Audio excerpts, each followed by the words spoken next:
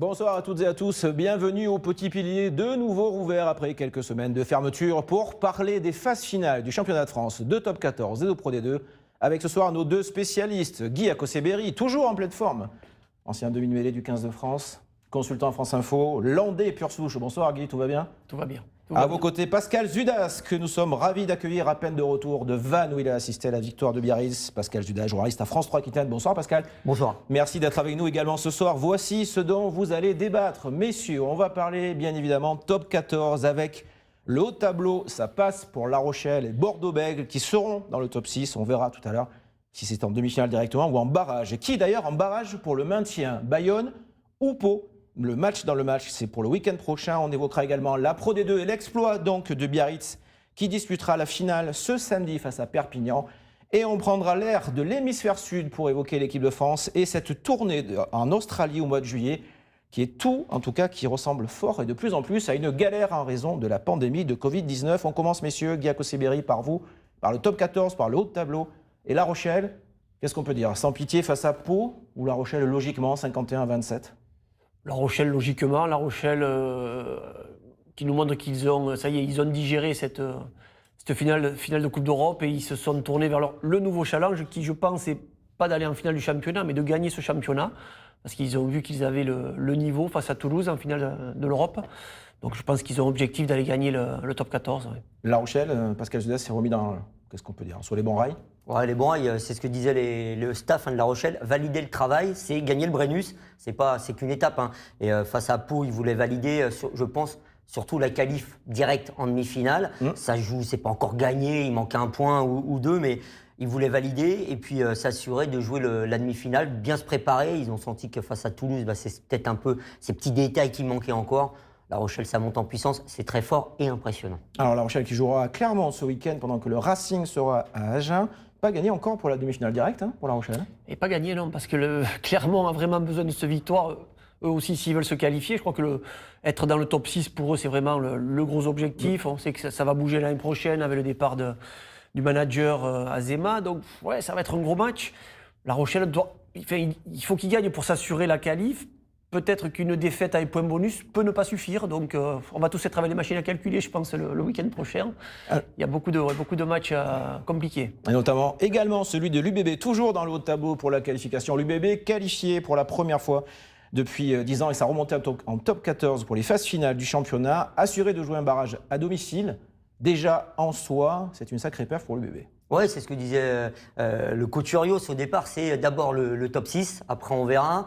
Bon, je pense qu'ils ont loupé un petit peu le rendez-vous face à Toulon pour essayer de gagner le top 2. Ils ont 72 points. Il faut le bonus offensif. Il faut vraiment que La Rochelle fasse un non-match face à Clermont et prenne une volée pour que l'UBB se qualifie directement en demi-finale. Bon, top 4 avec le barrage à la maison, ce serait déjà génial.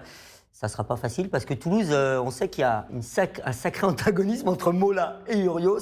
Ça va être un peu la guerre. On va voir si Mola décide de faire tourner ou pas. C'est ça aussi la grande inconnue finalement de ce match. Barrage à domicile pour l'UBB, c'est-à-dire que l'UBB peut être la surprise ou pas de cette phase finale? Alors, la qualification, enfin, on l'attendait tous cette année. Quoi. Avec ce qui s'est passé l'année dernière jusqu'au mois de mars, jusqu'à l'interruption du championnat, on espérait tous que l'UBB soit dans le top 6. Après, moi, le barrage à domicile, je l'espérais aussi. Je l'espérais. Alors, les deux premières places, peut-être pas, parce qu'il y a eu des petits moments un peu plus difficiles dans la saison. Pour être dans les deux premiers, il faut vraiment une grosse régularité, ce qui n'a pas été toujours le cas. Mais bon, on était quand même très proche de la saison dernière. Et donc, un barrage à domicile, ça me paraît être ce que mérite l'UBB cette année. Et après, quand on sait ce que Christophe Furios est capable de faire sur des phases finales, et il a démontré plusieurs fois avec Astre ou avec Oyonnax, je pense qu'on peut s'attendre à une belle fin de saison pour l'UBB. Moi, je suis confiant, alors déjà pour le barrage, et après, demi-finale et finale, ce groupe et ce staff sont capables de tout, je pense. Ouais. L'UBB peut être champion de France, Pascal? Alors, il y a une indiscrétion que nous a fait Christophe Furios la semaine dernière. Il nous disait, j'ai posé la question à mes joueurs, est-ce que vous rêvez d'être champion? Apparemment, la réponse l'a un peu surpris. Il s'attendait à tout de suite oui et c'est pas venu comme ça. Donc, je pense que pour être champion, il faut effectivement, ça commence par rêver d'être champion, c'est-à-dire se lancer, fédérer autour de ce grand enjeu, grand défi d'être champion. Et là, ça peut changer la donne. L'UBB est capable de tout faire. Maintenant, l'UBB, elle peut aussi faire le match comme à Toulon, c'est-à-dire être très pénalisée, indisciplinée. On se dit, c'est qualifié, ils sont crus arriver trop tôt. Donc, on est surpris dans le bon et le mauvais parfois avec l'UBB. Ils peuvent le faire, ça, ils ont le niveau, c'est sûr. Après, il faudra vouloir vraiment y aller. L'UBB champion de France il y a 30 ans. Un compte rond 91. Qui compte rond pour cette année 2021, non? Ouais, oui, c'est vrai. Un compte rond. Il y a du monde, il y a La Rochelle. Un bel anniversaire. Ouais. Il y a La Rochelle, il y a le Racing, il y a Toulouse. Et il y a aussi l'UBB dans cette lutte pour le titre et pour le bouclier de Brennus 2020-2021. On va rester dans le top 14 pour le deuxième thème de cette émission, messieurs, avec la lutte pour le barrage. Alors, qui, à une journée de la fin, entre l'Aviron Bayonnais et Pau, sera barragiste, sera 13e. Pour l'instant, Bayonne a 4 points d'avance sur Pau. Mais le calendrier est compliqué pour les Bayonnais. Ils reçoivent le Stade Français qui joue sa qualif ce week-end, alors que Pau recevra des Montpelliérains a priori démobilisés puisqu'ils n'ont plus rien à jouer. Avantage à qui, Guy Akoseberi, à Bayonne ou à Pau? Pour éviter la place, évidemment. Voilà, au niveau mathématique, 4 points d'avance. Les Bayonnais peuvent même se permettre, je pense même, de perdre avec un bonus défensif. Donc voilà, ça laisse un peu de marge quand même pour les Bayonnais. Après, attention, parce que le Stade Français va venir chercher la qualif. Donc le Stade Français est tout à fait capable d'aller gagner à Bayonne. Moi, je pense que le Stade Français peut gagner à Bayonne, mais je pense que les Bayonnais, vu ce qu'ils ont montré sur les derniers matchs, même s'ils tombent contre une grosse équipe du Stade Français, je les vois à minima aller chercher le bonus défensif. Par contre, les Palois, dans leur préparation, parce qu'ils se sont déjà mis dans la tête qu'ils seraient barragistes, dans cette préparation, je les vois faire un beau match contre Montpellier, pourquoi pas même aller chercher un bonus offensif. Comme Guy Akoseberi. Pascal Zudaz, vous pensez avantage Bayonne pour éviter la 13e place? Avantage Bayonne, surtout que ça peut tomber en barrage d'accession contre Biarritz. Ça peut être le derby de la mort, hein, c'est le cas de le dire. Non, avantage Bayonne parce que ils ont montré des belles choses. Ils peuvent se contenter, même si c'est un piège de se dire on peut se contenter du bonus défensif, ça peut être un piège, mais ils ont 4 points d'avance, je pense qu'ils ont fait le taf et que même si Pau fait le 5 parce que le MHR est démobilisé, Philippe Saint-André s'est plaint à plusieurs reprises des 5 matchs en 18 jours, il a eu beaucoup de casses et ils sont maintenus, ils ont fait le boulot, mais je pense même qu'avec le bonus offensif, Pau n'évitera pas le barrage. Comment on gère un match aussi important, avec une pression aussi négative quand on est joueur, Guy Akoseberi? Vous l'avez été à haut niveau en équipe de France, mais aussi à Tyros, à Bègle à l'époque. Est-ce que la pression, elle l'empêche vraiment de se libérer? Parce qu'elle est terrible, la pression. On connaît les conséquences d'une descente en Pro D2. Bien sûr, c'est terrible. Alors encore plus de nos jours. Nous, à l'époque, les budgets n'étaient pas les mêmes, je dirais les circonstances, enfin le problème économique n'était pas à ce point, mais là, tout simplement, c'est le staff. C'est le staff qui doit trouver les bons mots, c'est les joueurs cadres, les joueurs, les papas, comme on dit dans le vestiaire, ou ceux qui ont l'expérience et qui doivent aussi rassurer les plus jeunes, parce que la pression, elle peut surtout être sur des joueurs qui n'ont jamais joué ce type de match. L'inconvénient, c'est vraiment d'arriver sur le terrain tétanisé, de se dire, voilà, toute la semaine, de sentir cette chape vous tomber dessus en disant mais on n'a pas le droit de perdre, on n'a pas le droit de perdre, et puis d'arriver et d'être à côté de ses crampons, comme on dit. Donc là, voilà, c'est l'entourage. L'entourage doit sécuriser par rapport à tout le travail qui est fait depuis un an, par rapport au dernier match, trouver que des choses positives. Les anciennes doivent aussi positiver, et puis le match, après, il faut le jouer, quoi. Il ne faut surtout pas se poser de questions, pas être trop dans le calcul. Comme disait Pascal, pas être dans le calcul de se dire le coup du point bonus, ça, à la rigueur, on peut s'en servir à 10 minutes de la fin, si on est mené de 2-3 points pour aller consolider ce point bonus. Mais tout ça, ce sont des petits jokers que le staff peut sortir pendant le match, mais qu'il ne faut surtout pas afficher dans la préparation du match. Bayonne qui recevra le Stade Français samedi. Bayonne pour l'instant 12e, Pau 13e, qui affrontera Montpellier pour éviter cette fameuse place de barragiste. Juste un mot pour terminer le top 14, messieurs. Ça sera la fin du calvaire ce week-end pour Agen, qui va recevoir le Racing et qui aura du mal à éviter, on va dire, une 26e défaite en 26 journées. On a déjà beaucoup parlé d'Agen. Est-ce que c'est juste un au revoir, ce départ d'Agen du top 14, ou ça va se prolonger? Alors, je sais que c'est une question bête. Oui, sais, mais bon. pour être allé faire UBB Agen, Agen UBB dans mon sens, pardon, le coach d'abord, il était, on va en prendre une expression un peu triviale, au bout de sa vie. Un coach qui arrive en interview en vous disant plus que 2. Ouais. C'est long.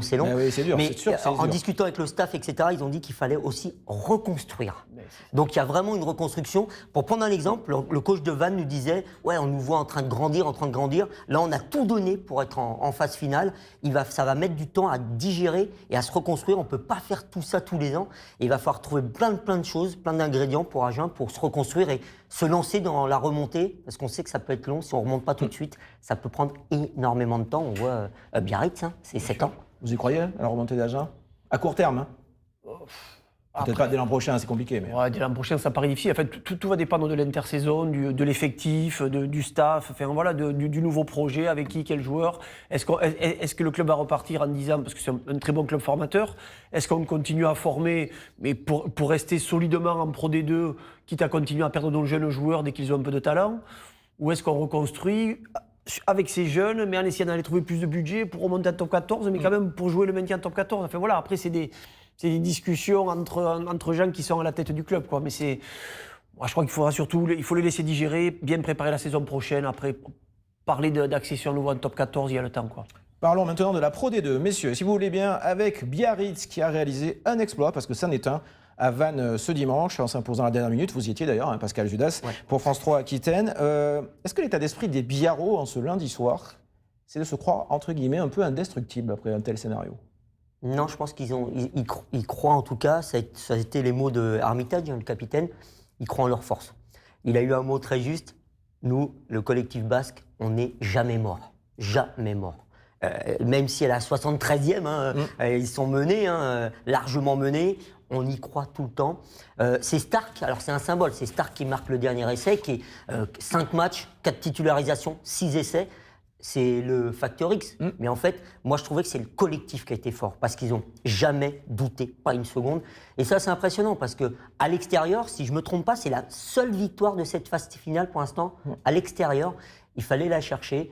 Ils ne se croient pas trop fort. Par contre, ils savent qu'en face, Perpignan va falloir hausser le niveau, à tous les niveaux d'ailleurs, notamment Bosch, qui a loupé des pénalités, qui a loupé des transformations. Il faut encore élever le niveau. Ils se sentent prêts. C'est un match 50-50. La balle au centre. Biarritz, ce supplément d'âme, ça peut donner ça, ce genre de victoire à Vannes, quelque chose de plus, en disant on est là. Au-delà de la victoire à Vannes, cette dernière action, c'est-à-dire que c'est...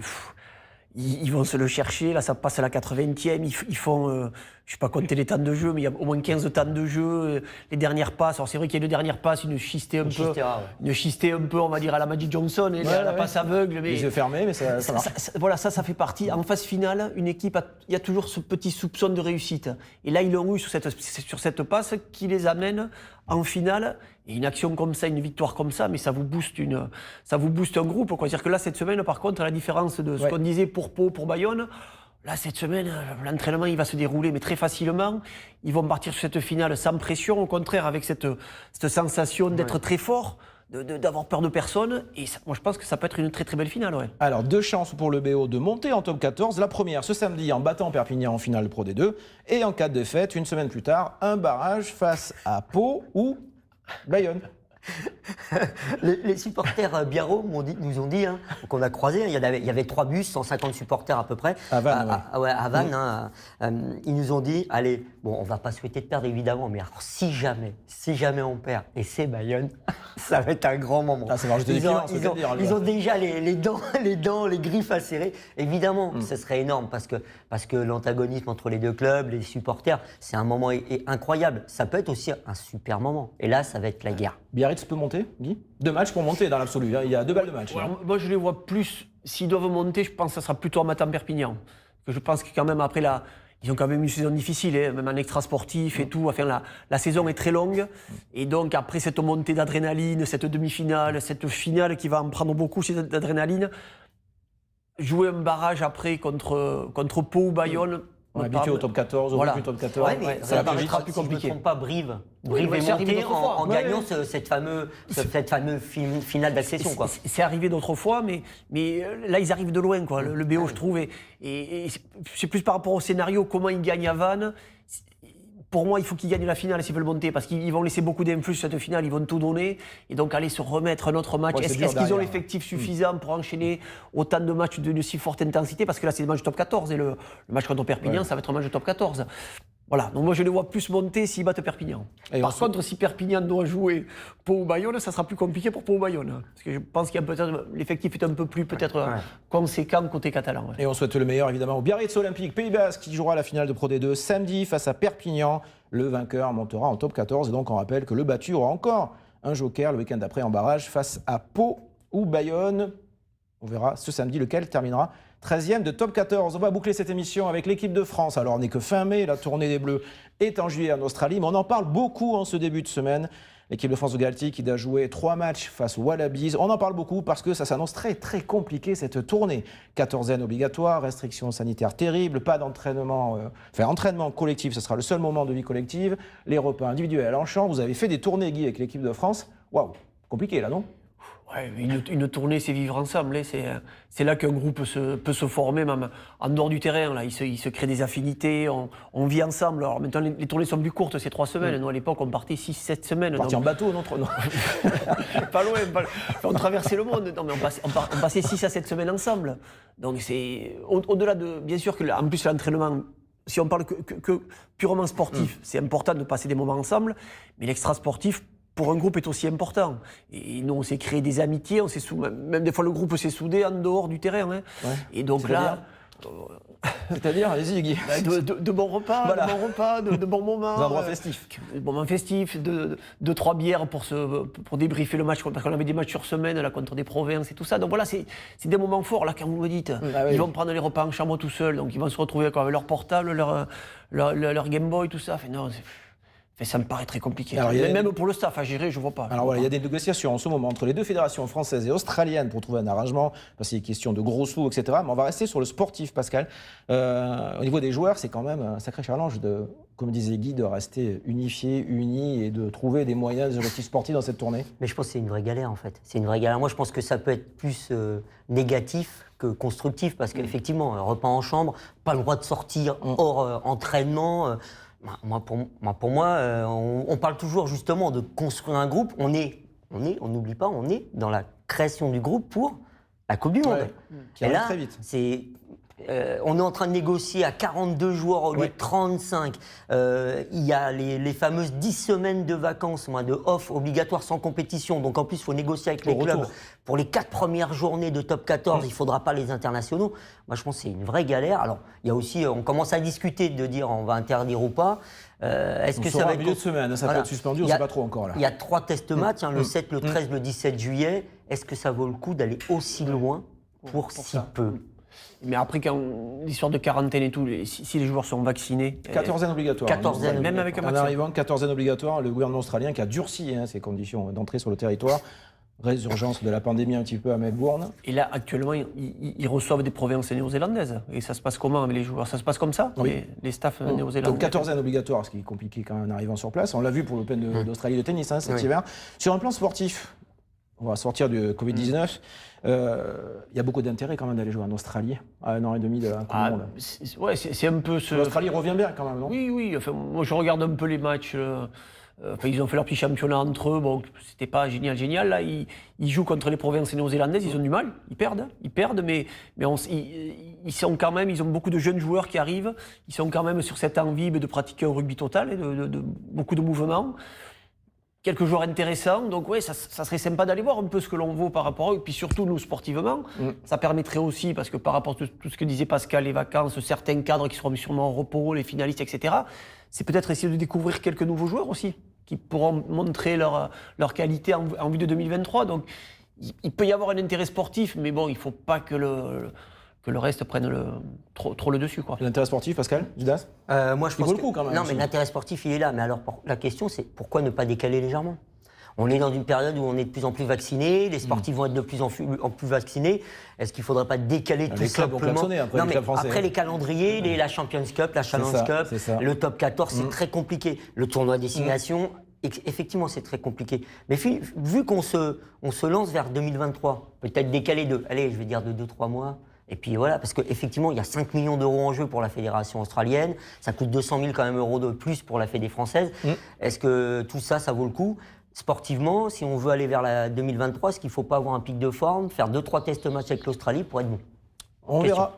Rendez-vous peut-être, d'ailleurs, il y aura peut-être une décision dans la semaine pour savoir si cette tournée de l'équipe de France en Australie au mois de juillet est maintenue. A priori, elle devrait l'être, mais restons prudents avec le rugby français. On a vu dans le tournoi que les bulles sanitaires et le reste pouvaient entraîner quelques désagréments. Merci de nous avoir suivis. Merci beaucoup, Pascal Zudas, journaliste à France 3, Aquitaine, et Guy Acossébéry, ancien demi-de-mêlée mythique du 15 de France. Vous étiez de cet essai à Christchurch en 1994. D'avoir été sur ce plateau, on se retrouve mardi prochain pour parler encore et toujours ballon ovale. Ciao, ciao.